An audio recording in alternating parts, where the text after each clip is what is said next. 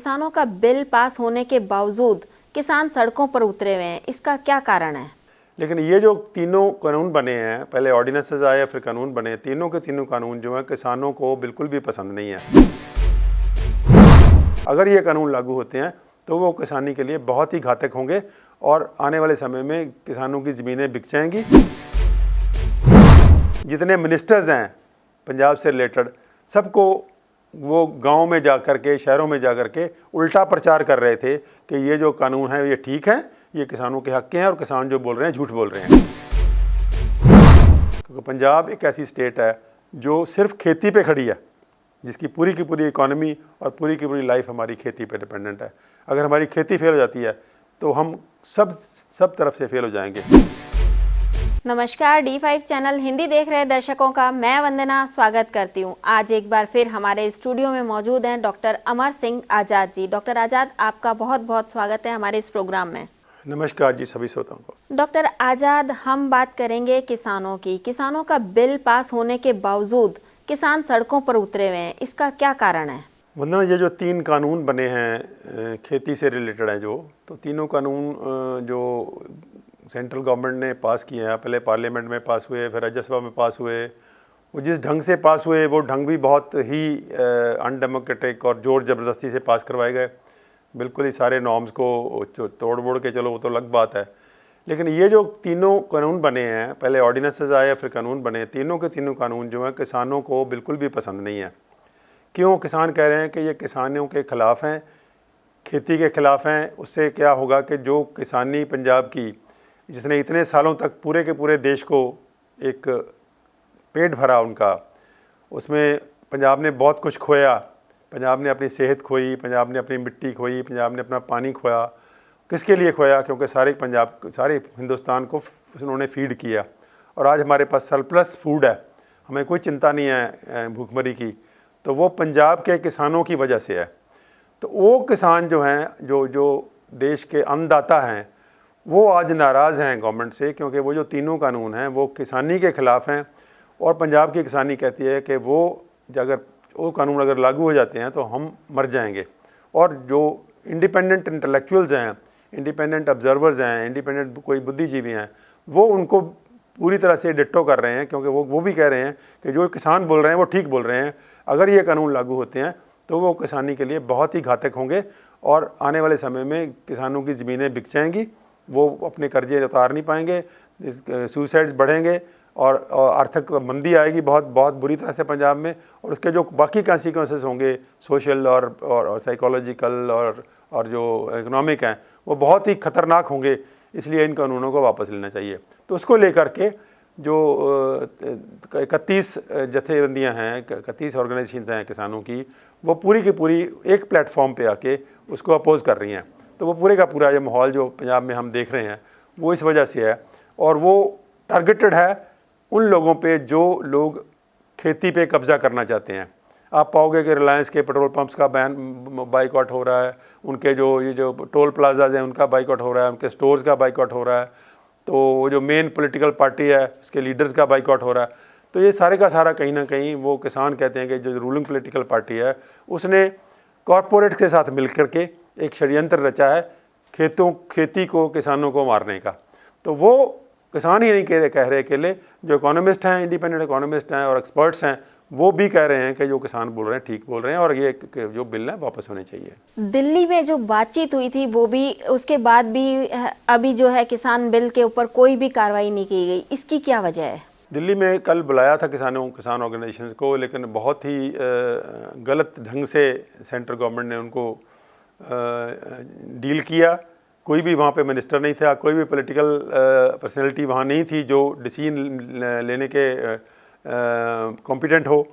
और उसके साथ साथ जितने मिनिस्टर्स हैं पंजाब से रिलेटेड, सबको वो गांव में जा कर के, शहरों में जा कर के उल्टा प्रचार कर रहे थे कि ये जो कानून है ये ठीक है, ये किसानों के हक के हैं और किसान जो बोल रहे हैं झूठ बोल रहे हैं।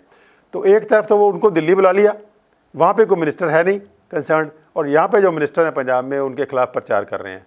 तो ये सारे का सारा माहौल कहीं ना कहीं ये दिखाता है कि सेंट्रल गवर्नमेंट किसी भी मूड में नहीं है किसानों से कोई रिस्पेक्टेबल समझौता करने के लिए। तो इसकी वजह से किसानों ने फिर वहाँ पे कोई ज़्यादा बातचीत नहीं हुई और बातचीत वो फेल हो गई। और आज आने वाले समय में वो जो एजिटेशन है वो बहुत ज़्यादा तेज़ होने की संभावना है।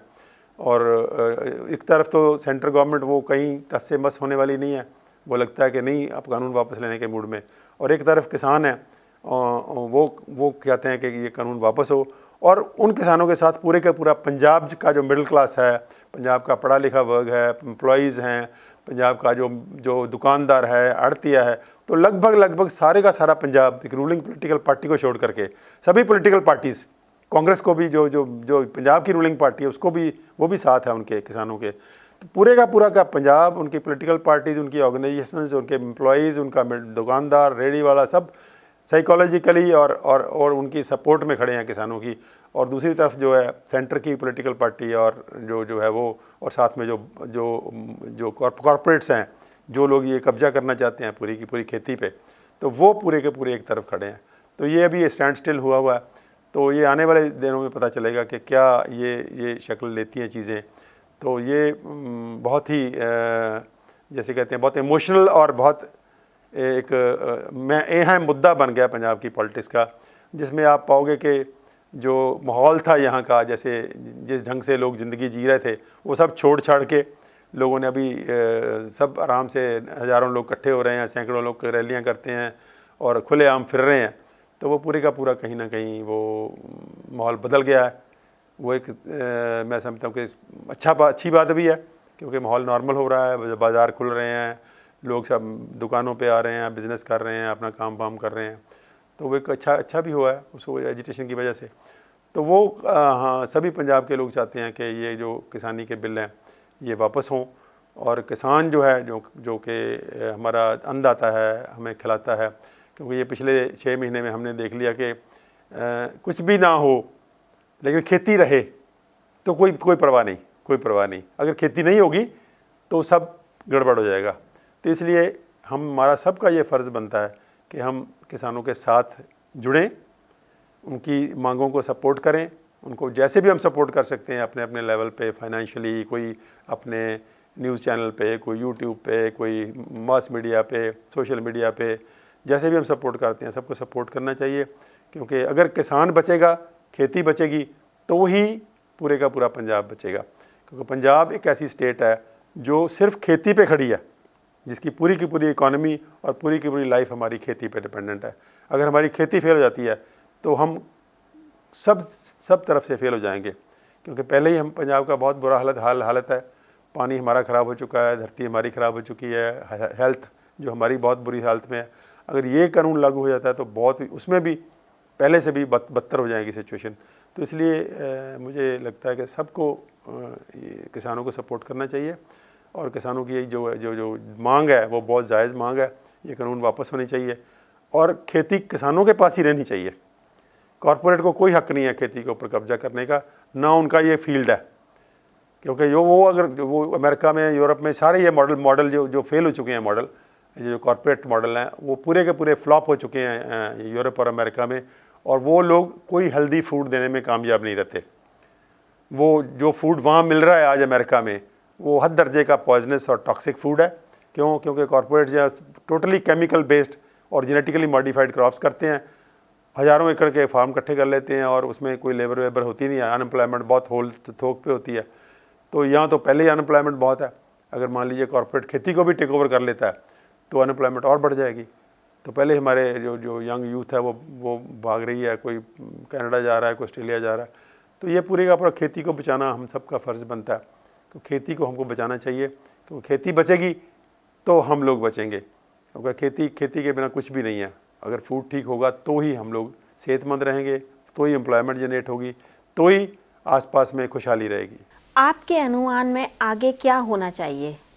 बहुत ही हालात जो हैं वो दोनों तरफ से बहुत कट्टर स्टैंड है, सख्त स्टैंड है। गवर्नमेंट किसी भी मूड में नहीं लग रही कि वो कानून वापस लेगी। गवर्नमेंट का तो कहना है कि इस कानून से किसानों को फ़ायदा होगा। नहीं, वो तो झूठ है, वो तो प्रूव हो गया ना।